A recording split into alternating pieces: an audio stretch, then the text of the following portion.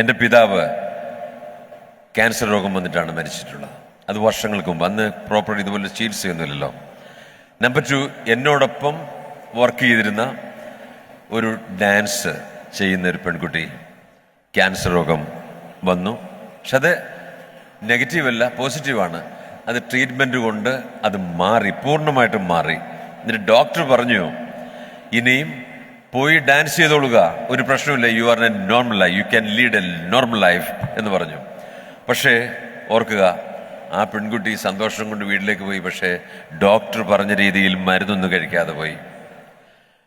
6 മാസത്തിന് ശേഷം വീണ്ടും ഇതിൻ്റെ സിംറ്റംസ് ഉണ്ടായി.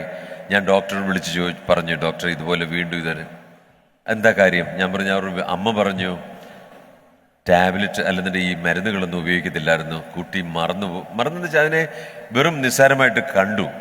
അത് കാരണം അപ്പോൾ ഡോക്ടർ പറഞ്ഞ ഇതാണ്, ഡോക്ടർ ഗംഗാധരനാണ് പറഞ്ഞു, ഇനിയും അത് പറഞ്ഞിങ്ങോട്ട് വരണ്ട, രക്ഷയില്ല എന്ന് പറഞ്ഞു.